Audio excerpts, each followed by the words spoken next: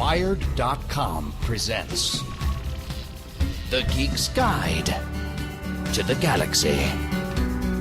And here is your host, David Barr Kirtley. Hello, and welcome to episode 334 of Geek's Guide to the Galaxy. Our guest today is Richard A. Clarke. He has over 30 years of experience in national security, including over a decade working in the White House, and he's now the CEO of a cybersecurity consulting firm. In his 2004 book Against All Enemies, he harshly criticized the U.S. government for failing to prevent the 9/11 terrorist attacks. His other books include novels such as Breakpoint, Sting of the Drone, and Pinnacle Event, and nonfiction books such as Cyberwar and Your Government Failed You. And we'll be speaking with him today about his new podcast Future State and his recent book Warnings, Finding Cassandras to Stop Catastrophes, in which he and his co-author R.P. Eddy survey 7 future threat scenarios, including artificial intelligence, sea level rise, and meteor strike. And now, here's our interview with Richard A. Clarke. All right, so we're here with Richard A. Clarke. Welcome to the show. Yeah, good to be with you. Okay, so your new podcast is called Future State. So why'd you want to get involved in podcasting? Well, I wanted to get my voice out, and I think the old way of doing that, which I did for 15 years, of being a talking head on a TV network, just doesn't reach the right audience. I did ABC News as a talking head on national security issues for 15 years. And when I looked at the demographic of who's watching, you get maybe 8 million people a night watching the ABC News main broadcast, but most of them are in their 60s and 70s and 80s. And their minds are kind of made up. Yeah, and so what was the process of getting your podcast up and running? Well, we met with Cadence 13, which has, I think, over 4 dozen podcasts, many of them in sports fields, athletics, but they also do Pod Save America and other political podcasts. And we said to them, look, we'd like to do an experiment. We'd like to do a series, just 10 shows in the run-up to the election. And they said, okay, well, who do you think you could talk to as guests? And I said, well, I think Bill Clinton, Madeleine, Albright, Susan Rice. They said, okay, fine. And we did. We got all of those and a lot more. And we've gone not only for well-known names, but also for subject matter experts. So we had a great conversation on nuclear war, which doesn't sound like a current topic until you realize that the Trump administration is planning to spend over $1 trillion on new nuclear weapons. So we got people who knew about nuclear war back in the Cold War days to come back and talk about that. We went to Harvard, to the Kennedy School, and had a great conversation up there with experts on cyber war. We had 2 wonderful experts on terrorism. So in addition to the big names, we had some very fascinating subject matter experts. A lot of the podcasts were recorded as we drank Pinot Noir. We wanted to call the podcast Pinot and Policy, but no one let me do that. Well, right. I listened to all the episodes, and I really enjoyed them. The episode you mentioned on countering terrorism with Nick Rasmussen and Michael Sheehan was one of my favorites. And I really think everyone should listen to it because you really got a sense for how thoughtful and professional and informed some of these experts are. Yeah, well, they both. Nick Rasmussen was the head of the U.S. counterterrorism program until about a year ago. He'd done it for 15 years in the White House and in the intelligence community. Mike Sheehan, unfortunately, passed on after we did the podcast. But Mike held every job related to counterterrorism that mattered, from the Pentagon to the State Department to the NYPD. And I went back and listened to it recently. And it was really a conversation among, 3 friends who could kid each other, who could disagree with each other and poke each other. But it was as though, for the listener, they were suddenly allowed to sit in on a discussion, maybe at one of our homes or at a bar, among three guys who had worked together fighting terrorism for 15 years. And it was like, this is your ticket to the inside. Right. I think that's one of the big advantages of podcasts is you can have these sorts of hour-long conversations, whereas on television, like ABC News, I would imagine you're always limited to 2 minutes or something. Yeah, if you're lucky. If you're lucky, maybe on Good Morning America you could go to 3, but on the world news, you'd get a minute and a half or something, and therefore you have to speak in sound bites. And over 15 years of doing that, I eventually learned how to speak in sound bites. But you can't convey a lot of thought, a lot of texture, a lot of background in the sound bite. But with the podcast you can, and you can go deep. And I think a lot of us want to know more than we're getting from cable TV, and we want that extra depth. And we find a time in our life when we can do it, whether it's driving to work or time in the subway or time on the treadmill. We find that time so that we can go deep on things we like, and we get to select what we listen to. Yeah, absolutely. Do you have any sense at this point of whether you're just going to do the 10 episodes, or do you think you'll ever do more? No, we're going to begin another season. I think the date is February 11th, and probably do 12 shows in the February, March, April timeframe. I mean, you said that one of your goals was to reach younger people. Do you have any sense of how old or young the people are who are listening to the podcast? No, the only thing I can tell is where they are. I can tell where the IP address is when somebody downloads. But we can't really tell who they are, which is fine because, that's kind of creepy, I think, you download and I know it was you. No, we don't. We don't know who's listening. Uh-huh. Well, yeah, so it was great, as you were saying, that you were able to get these high-profile guests like Bill Clinton and Madeleine Albright. Did you need to twist their arms or anything, or were they eager to do the show? No, I mean, they're all friends, and they're people I worked with for a very long time. I worked with Bill Clinton for 8 years in the White House. And Madeleine Albright for 8 years, first when she was at the UN, and then when she was Secretary of State. They're friends, and they did it as a favor.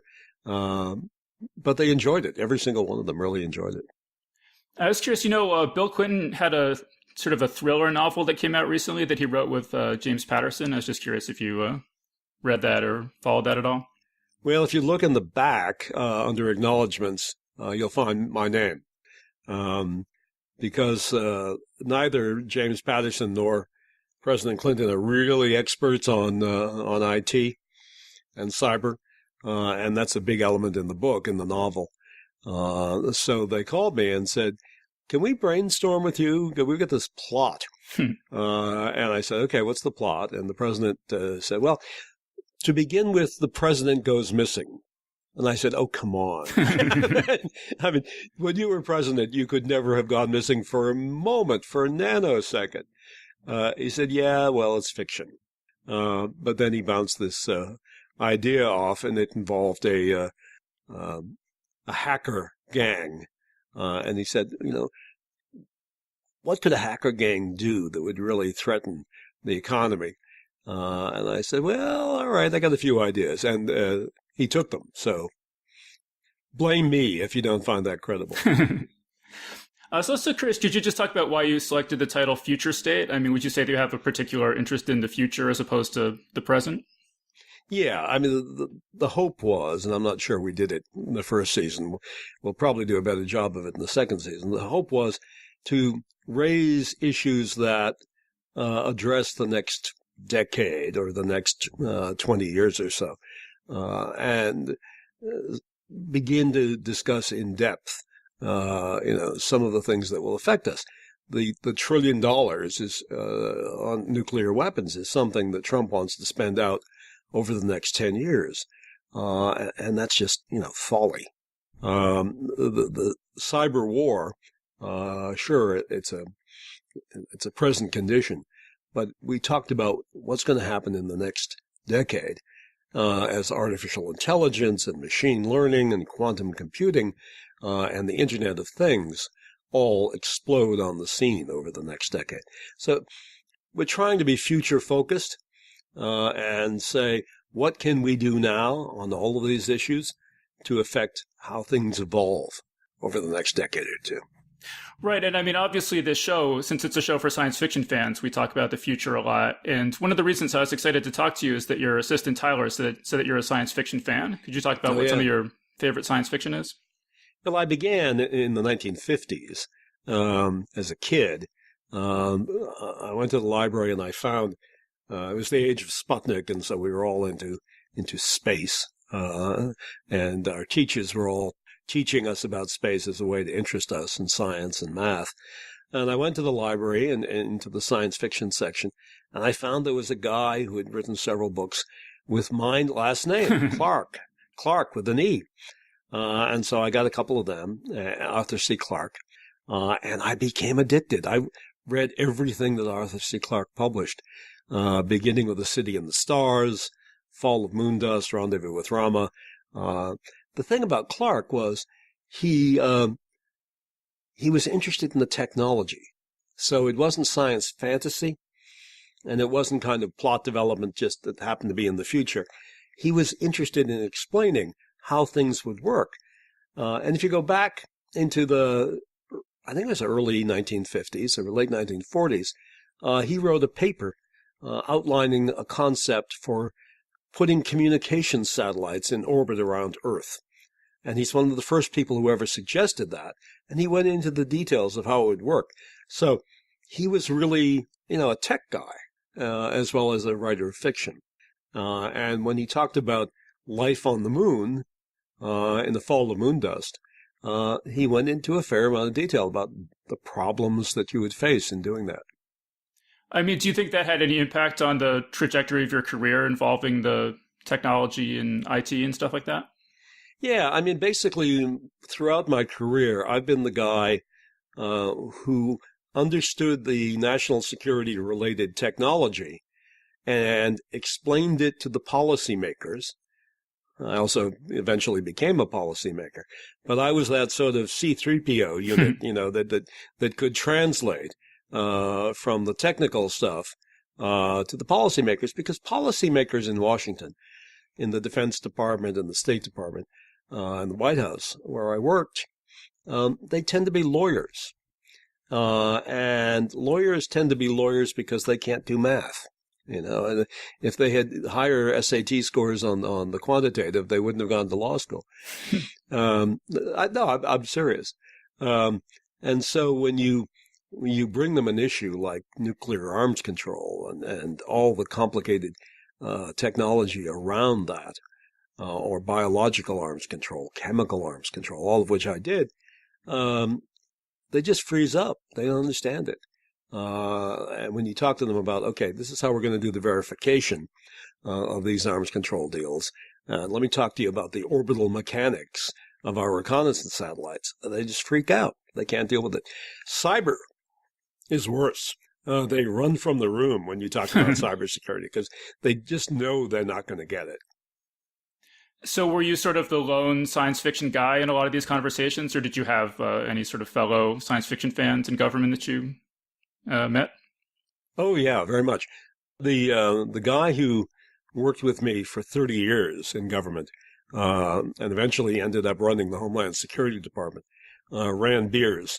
Rand and I would trade science fiction books for all of that time. We're still trading science fiction.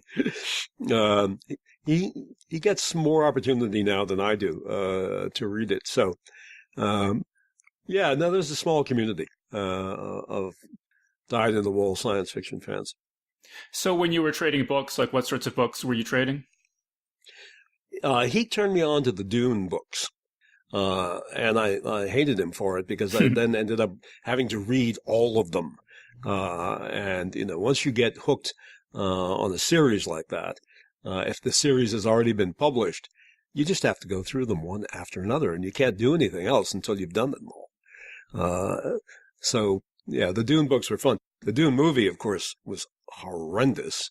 Right. And anybody listening, if you're thinking of getting hooked on the Dune series, please never watch the movie because you'll never read the books if you do. I mean, as I understand it, Frank Herbert was pretty well versed in Middle Eastern politics, and that informed the Dune series a lot. Was that something that you saw reading them? Yeah, it comes through a lot. Not only is it all taking place in a desert world, not unlike Saudi Arabia, but a lot of names, the naming conventions are Arabic naming conventions. So it turns out when I later in my professional career end up working a lot in the Middle East, I find a lot of people in the Middle East have read all the Dune books. That's interesting. In your book, Warnings, you mentioned that there's this hacker group called Sandworm, named after Dune. Yeah, they're actually the Russians. I think I got to keep all these code names straight, but I think Sandworm is actually the Russian GRU.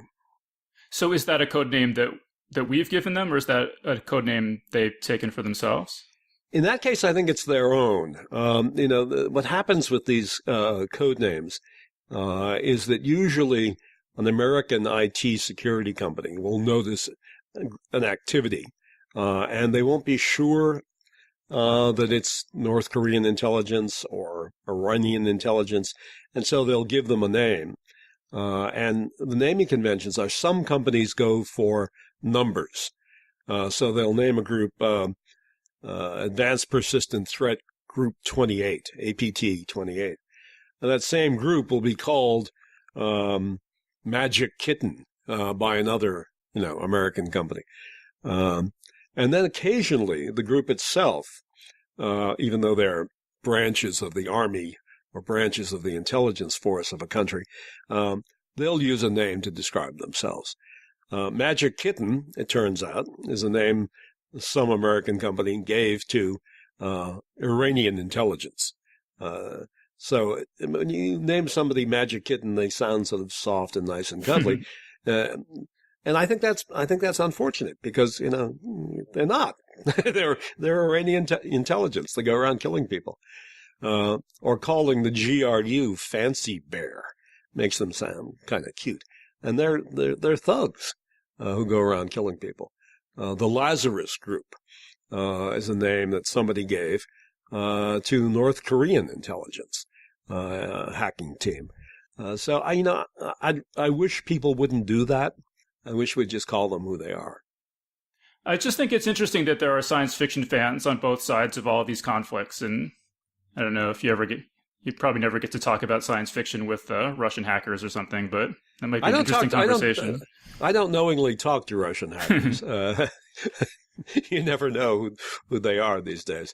But no, it's clear that wherever hackers are, there are a group of people who are interested in science fiction.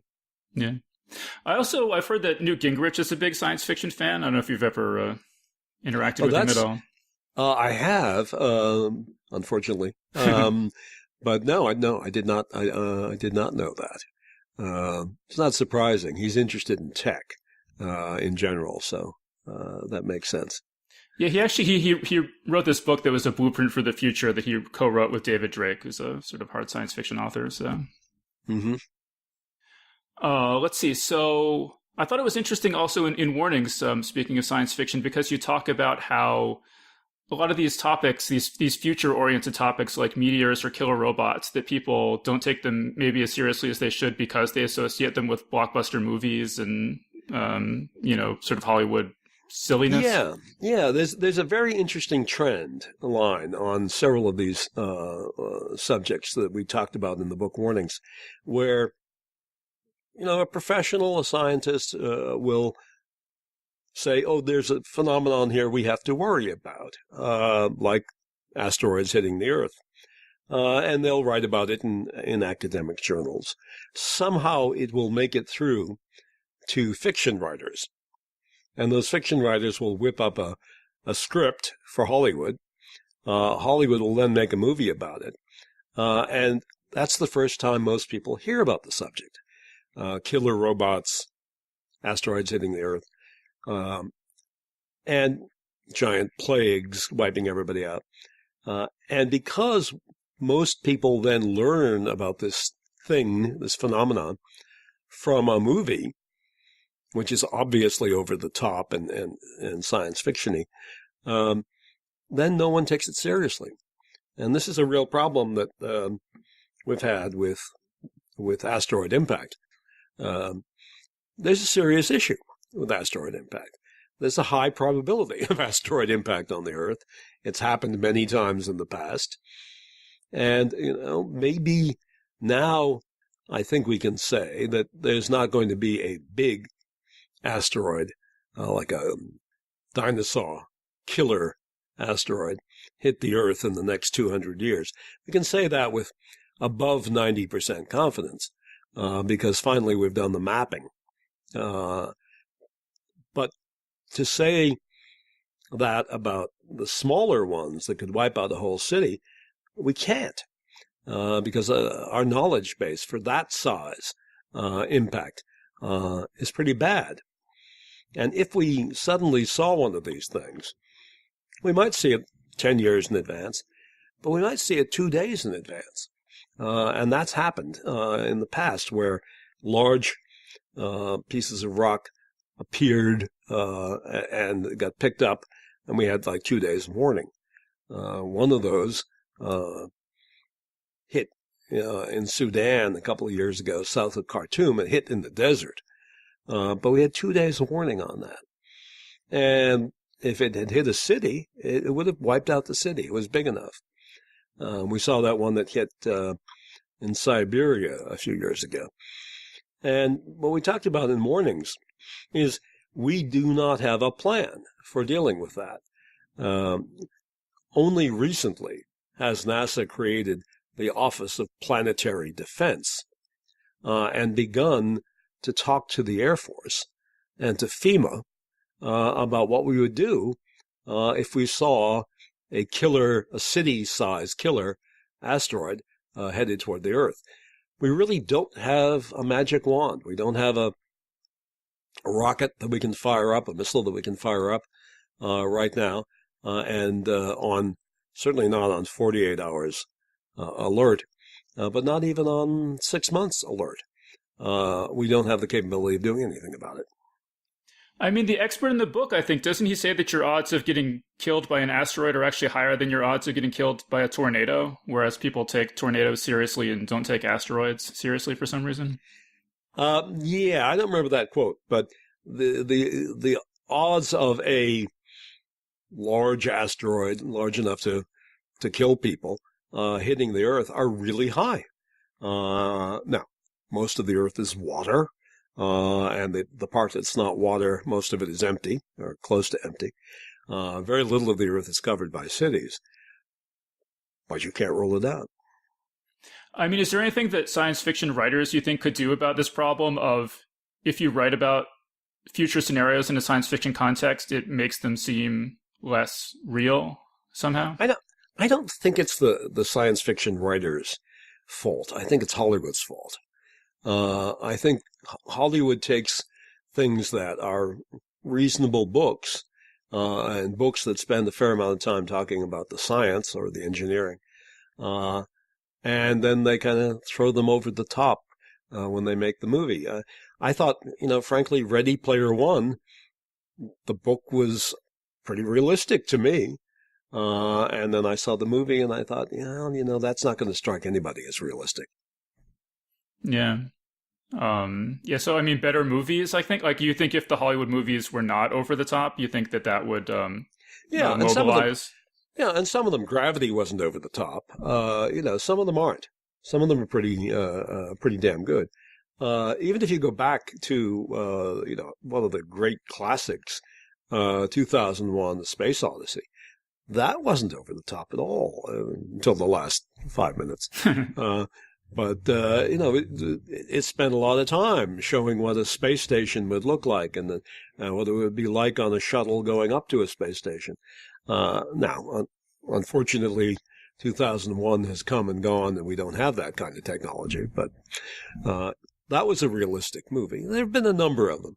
But some of them, when you end up talking about robots with artificial intelligence, and it ends up being the Terminator, and the robot is Arnold Schwarzenegger, that doesn't have the right effect on people. I mean, you say that these movies kind of trivialize some of these issues, but you also say, as happens more often than those in power want to admit, government concern was partly catalyzed by Hollywood. This was in the case of the asteroid strikes that actually... Oh, yeah. No, the two asteroid movies that came out the same year, incredible. The two Hollywood studios would bring out a movie about asteroid impact within months of each other. That did have an effect on congressmen, oddly enough. And the congressman reached out to NASA and found the people in NASA who cared about it. And it wasn't the NASA administrator. It was people, at lower levels. And some members of Congress worked with some of these lower level people in NASA to create the program that we have, funding, first of all, the survey, the sky survey, and now funding this Office of Planetary Defense. Yeah, so I mean, it's a real possibility, and we could use more funding for planetary defense. But I guess just from reading your book, we could use more funding for all of these scenarios because they're all pretty terrifying. I think involve varying degrees of probability, but all very serious concerns. Yeah, what we said in the book was we think we need a system to look ahead for these black swan events, these improbable events, and to really analyze them with an open mind and ask, could this really happen? And how will we know when the odds of it happening are increasing? And is there a way for us to plan for some of these events? And as the odds of the event increase, we increase our funding and we increase our planning. Some future threats fall into identifiable buckets where there are people worrying about these things, and it's clear who's in charge. If you talk about a new pandemic, the Center for Disease Control and people like that are experts in their planning. But if you talk about asteroid impact, it was never clear. Was that NASA? Was that the Air Force? And who was supposed to fund all the tracking? And if you worry about sea level rise, well, who's supposed to plan for that? And who's supposed to be measuring that? Who's supposed to be investing to save our cities if suddenly, as our Cassandra in the book predicts, there will be a sudden increase in the pace of flooding? It's not linear. It doesn't just keep going a little bit higher every year. But James Hansen was also a NASA scientist at one point. He predicts it'll be a step function. It'll be a real leap where the feedback loops kick in.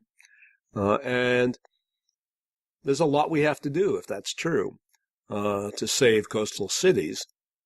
Who's in charge of that? Right. Well, speaking of sea level rise, I mean, you quote Michael Crichton in the book talking about, he says, the work of science has nothing whatever to do with consensus. Consensus is the business of politics. Yeah. But he said that in the context of sort of downplaying climate change. Well, he did. But I think the point that we're trying to make, and that Jim Hansen makes, is there is a phenomenon which we call scientific reticence, that scientists love the scientific method. They love being able to replicate an experiment that somebody else did. And until that happens, you can't get peer approval and peer review. Well, as Hansen says in the book, I can't replicate the melting of the Greenland ice cap. You can't do that 5 times to see how it works out. And there are these events where if you wait for science to say, yeah, that's definitely going to happen, it's too late. And so there are times when really the jury is still out on a scientific conclusion, But you as a country, as a nation, as a society, need nonetheless to begin to hedge your bets, and to begin to ask the what ifs, and to begin to plan so that if the data suddenly proves, this really is going to happen, you've done some advanced thinking, maybe some experiments, maybe some engineering. I believe that Michael Crichton testified before Congress about, sort of downplaying climate change. I don't know, did you ever pay attention to that, or did that have any impact? No, I think the science on climate change is pretty well established. The only thing that is open for debate, I think, is this issue of whether or not sea level rise will take a sudden increase. And while Jim Hansen said that 5-10 years ago, and no one signed up to agree with him, now I think it's almost a majority of experts in the field of sea level rise say, it's not going to be linear. And the UN model, the IPCC model, has had to be corrected 3 or 4 times in the last 6 or 7 years, because the worst case scenario keeps being not the worst case scenario. The reality is always worse than the worst case scenario in all of these things. Right. And there was something you quote James Hansen saying in the book that I thought was really striking, but he was saying basically that things could get really bad in, I forget, 40 years, something like that. Whereas his critics say it may not get really bad until 2100.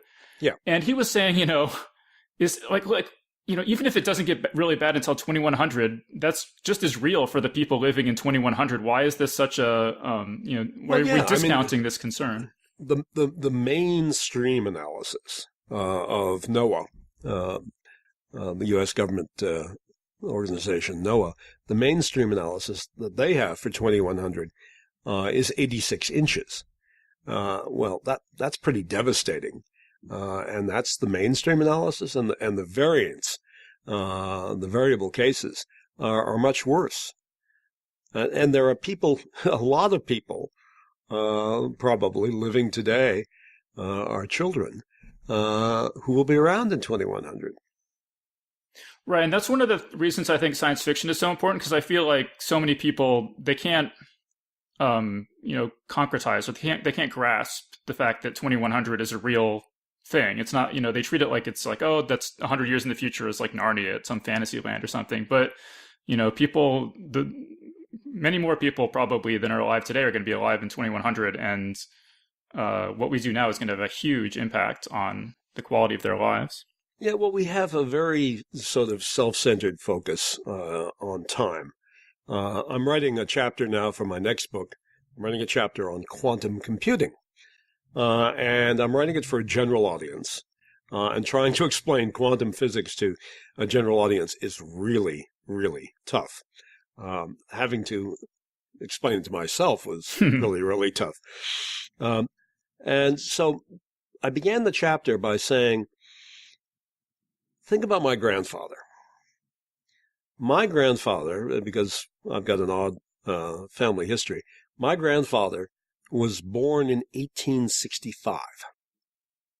That's a long time ago. There were no airplanes. Photography had just been created. Trains were not that old. Electricity didn't exist. If I could take him and recreate him and sit him down today with the knowledge that he had from, let's say, when he was 30 years old, and explain to him an A380 or a 747, hundreds of tons of steel that will fly through the air at 500 miles an hour, 7 miles up, that would be sheer magic to him. And yet, all of us have been on a 747 or 380. We know it's not magic. none of us can really explain how it happens. None of us really understand, like, Bernoulli's principle or something like that. I know there is such a thing, and I know it's something about wind going over the wings and lift and all that. But I don't especially for lawyers, we can't explain especially for policy people, right? I don't really understand how a 747 gets into the air.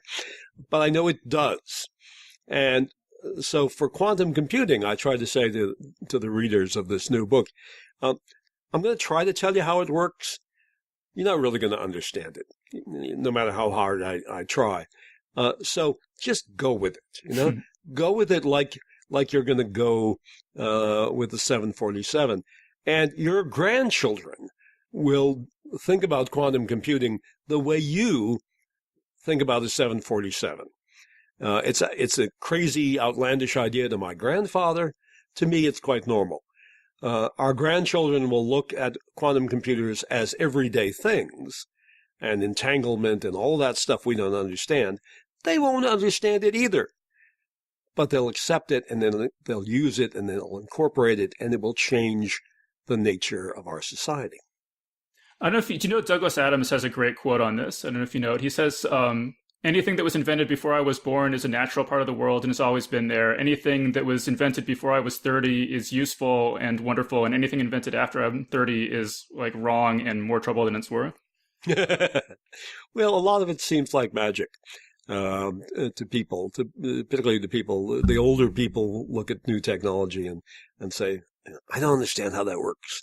Well, yeah, people have never really understood how technology works, but they've incorporated it into their lives. We don't understand. The best physicists today don't understand why entanglement works, but yet we know it does. The Chinese have entangled two photons in space and then shot them down via laser to the Earth. And taken the two entangled photons, shot them down to locations 750 miles apart in China, and then modified one of them, and instantly the other one switched, thus proving that entanglement works at a distance, and no one knows why. Well, so you said you're working on a new book. Is there anything more you can say about that? Yeah, it's called The Fifth Domain. Comes out next summer, and it's about cyber war. It's nonfiction.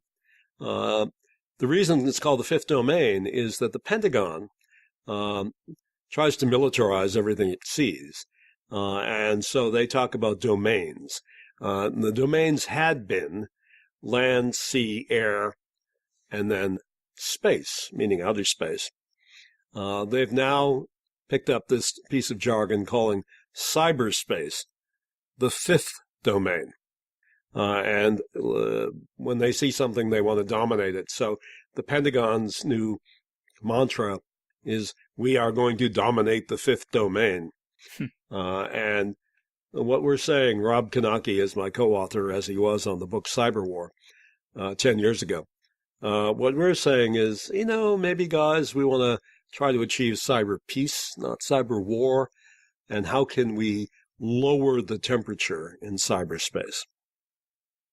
Right. So, I mean, you've written a bunch of nonfiction books that we've talked about a little bit, but you've also written a bunch of fiction books. I haven't read this one, but on Wikipedia, it describes your novel Breakpoint as a, quote, cyberpunk science fiction novel. Is that an accurate description?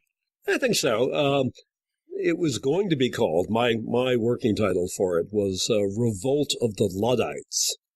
The Luddites were those people at the outset of the Industrial Revolution who didn't want there to be an Industrial Revolution, and so tried to do sabotage on factories. The book is about a near future in which there seems to be a bit of a convergence happening between genetic engineering and robotics and computing. And you can see maybe Ray Kurzweil's back somewhere in the scene saying, aha, there's going to be a singularity. And people are beginning to talk about it in society who don't want it to happen. And somebody begins blowing up the labs, the computer labs, the genetic labs, trying to slow down progress. That's the plot. So would you say sort of bullish on genetic engineering and cybernetics? Would you want to sort of upgrade yourself, or are you? I'm Ray Kurzweil and I are the same age, and Ray thinks that all of this will happen in time so that he can be, uploaded or downloaded, whatever it is. I hope he's right. I don't think Ray or I are going to see it happen. But yeah, if there were an option today to upload or download myself into an advanced hybrid of human robot, yeah. I embrace the Borg. I've always thought that the problem with the way the Borg were portrayed was they were made to be this evil enemy. Why wouldn't you want to be part of the Borg? That seems to me to be the ultimate human evolution, is to take control of our own evolution, to take control of our DNA, and to augment our capabilities through genetic engineering, and those you can't do through genetic engineering, augment by robotics. One of the people you interview in the book is Eliezer Yudkowsky, and he's concerned about AI enslaving or exterminating humanity. Yeah. And he proposes that the best way to foreclose this possibility would be to create our own friendly AI first and use its incredible intellectual power to suppress the emergence of hostile AIs. Well, I tried in the book to not let my opinion show on the issue of AI and machine learning.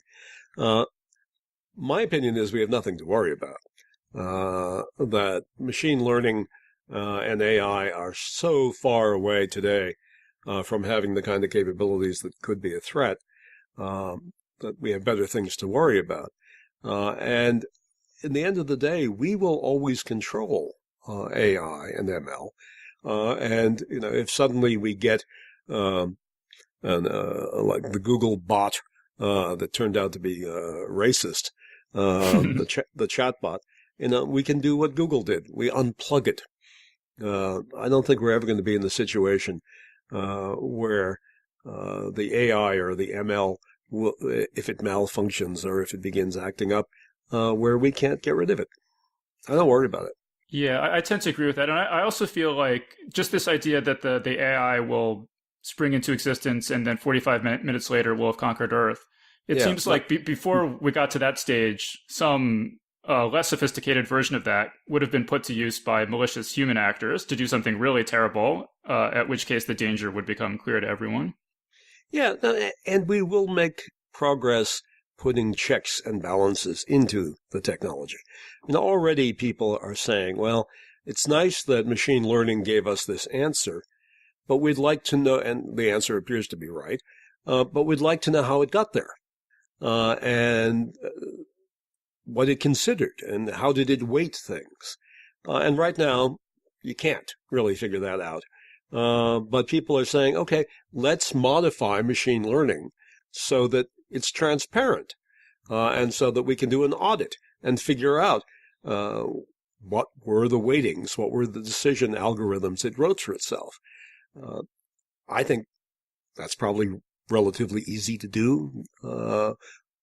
It's not something that I could do, but probably something that people will do in the next 3 or 5 years, and that'll help. I think machine learning has only just begun, and if you combine it with the power of quantum computing, a lot of people, even though we don't really have a functional quantum computer yet, a lot of people are writing algorithms for when we do, and most of that work is on machine learning algorithms for quantum computing, and the possibilities there are really exciting, because the quantum computer will be able to run through every possible permutation for new drugs, for new materials, Very exciting stuff. I wanted to ask you about, on your first novel, Scorpion's Gate, the tagline says, "Sometimes you can tell more truth through fiction." I don't know if they ran that by you or anything, but what do you think about that? That was my line. I was trying in Scorpion's Gate. You have to remember when it was written, back in the early days of the Iraq War, 2005 or something like that. I was trying to portray the kind of people who made decisions about going into Iraq, and the kind of decision process. There was a very thinly veiled Donald Rumsfeld in that book. So you were still in the administration at that point? And No. I couldn't do that inside the White House. No, I had gotten out. But I thought, rather than write another nonfiction book about Iraq and Donald Rumsfeld and George W. Bush, why not tell the readers what I think about those people by portraying them as fictional characters? And exaggerating their tendencies just a little. And then you sit back and you say, oh, my God, that's Rumsfeld. And, oh, what a terrible person he is. It's easier to do that with fiction, I think. I mean, I heard you say that you were hoping to reach a wider audience, above and beyond the audience who would read a policy book or a nonfiction book, the audience who would read a thriller or a blockbuster kind of novel. Do you think you succeeded? Did you reach people with those? I did. I've published 8 books so far, 4 fiction and 4 nonfiction. And I was fascinated by drones and the use of armed drones. I was one of the first advocates in the government to create armed drones and to use them.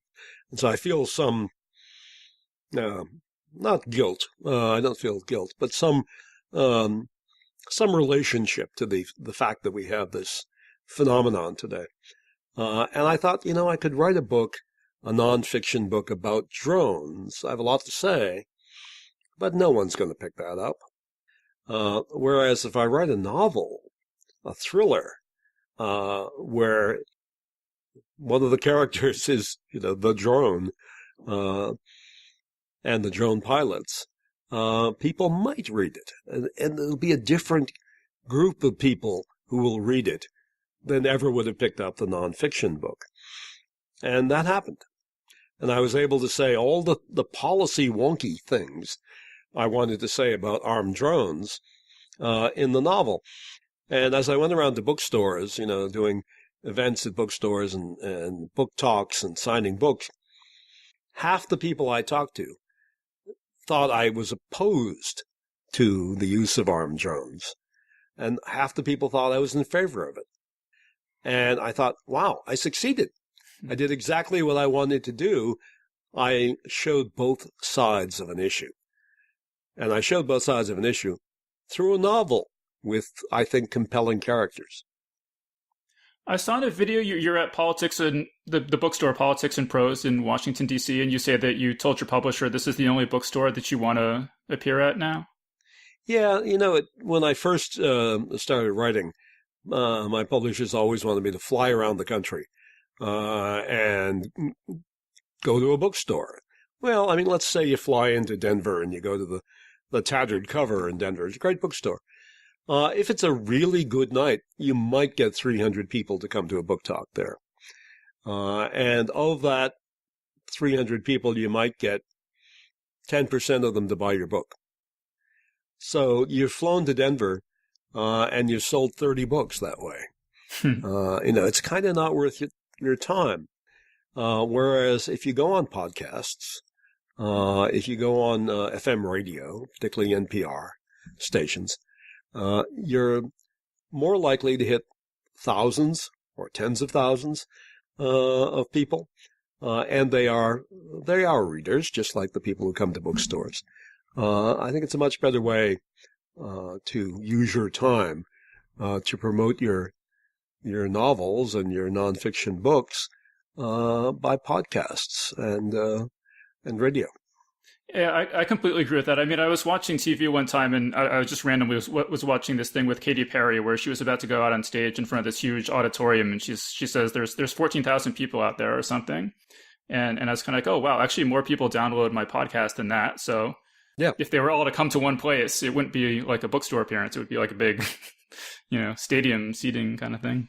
Right. No, exactly. But they don't. They're doing it at home, in the comfort of their own home, and they're doing it when they want to. So the podcast is really a great thing. Yeah. So have you gotten a sense of whether these books have had an impact on decision makers or public policy or anything like that? The book Cyber War, which incredibly enough now is 10 years ago, had a huge impact. It was nonfiction, and a number of senators, congressmen, generals told me when they wanted to understand, when they finally realized they had to understand the phenomenon of cyber war, and they asked their staff, where do I begin? They were given the book. And a number of universities put it on their required reading list, war colleges. And then one day I was at a conference in Germany, and a very tall man walked up to me and said, I think you should pay me royalties for all of the copies of Cyber War that I sold. And I had no idea who he was. And I said, well, how many did you sell? And he said, oh, I think hundreds. And I said, really? Why? How? And he said, well, I began by making everyone in my cabinet read it. And I said, oh, you had a cabinet? What was your job? He said, oh, I'm the president of Estonia. So when presidents of countries come up to you and say, your book was so important, I made everybody read it, it might have had some effect. Yeah, that's great. I guess I want to just mention the big takeaway I had from Warnings in terms of influencing opinion or influencing public opinion and even just, decision makers and things was that a lot of times these people who are sounding the alarm, they have really good reasons based on their expertise and their data analysis. But then they're trying to convince people who don't have the technical background to understand the data at all. And most people make decisions not on the basis of data, but basically it seems like on how much they like the person conveying the message. That's important. It's an important element of it. And a lot of the scientists and engineers we profile in Warnings are not the most attractive people in one way or another. And there's a dangerous feedback loop, which is the more people ignore them, the more kind of frantic they get, and therefore the less believable they get. So many of these people eventually come off as looking or sounding a little crazy, because they think they've discovered something very important, and no one is paying attention.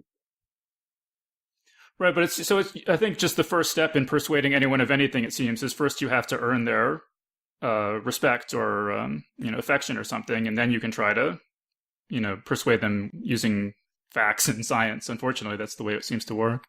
Yeah, and I think, frankly, for a lot of these people, the best move would be for them to find somebody else to be their spokesperson, and for them to be the technical expert. The way Al Gore was kind of the spokesperson on climate change. I think he was very persuasive. But he wasn't a scientist. He wasn't an engineer. But he could, with a few PowerPoints, explain the issue. Yeah. I also wanted to, just getting back to science fiction before we run out of time, Tyler mentioned that you've been watching The Expanse, which is my favorite show on TV, and I never miss an opportunity to, promote The Expanse. I was just curious, could you talk about, why you like that show or. Well, it's kind of addictive. It has a lot of the elements of the real world issues that we deal with today. International competition, in this case interplanetary, but international competition, the UN, nuclear weapons or weapons of mass destruction, conspiracies within governments and between governments. I found it felt real to me. even though it's obviously dealing with issues in the distant future. It just felt right. I hope there's a fourth season. I understand Amazon has picked it up. Yeah, no, absolutely. Yeah, I was really making a lot of noise when Sci-Fi canceled it. I'm really excited that Amazon picked it up. Yeah, I think Sci-Fi will regret making that decision. Well, I think in a lot of ways Amazon is a better home for it, just because it's a streaming service and it's the show appeals to a highly technical, highly educated audience, and I just think Sci-Fi. I think I don't blame them based on the sort of television deals and things that they had. I think it didn't work out, but and they have a narrower base. I mean, Amazon has a much bigger audience, so the chances of there being a lot of people in the Amazon audience who like it, I think, are pretty high. Yeah, so I think it just worked out for the best in the end. Okay, so we're pretty much out of time. So I guess just final, do you have any other? You mentioned you have this new book you're working on. Do you have any other projects you're working on, or just any other final thoughts or anything? No, I think people in general ought to, if you're not a science fiction reader, if for some reason you have a prejudice against it, you really ought to get rid of that prejudice, because it is literally a way of seeing the future, and it has been for 100 years. And if you go back and look at the science fiction books I read as a kid, a lot of that technology that people wrote about as science fiction, that technology is now real. And a lot of the reason it's real is that the kids who read about it went on to become scientists and engineers and made it happen. Yeah, I agree with that 100%. So yeah, just everybody read more science fiction and listen to more podcasts like Future State, and also check out books like Warnings, Finding Cassandras to Stop Catastrophes by our guest today, Richard A. Clarke.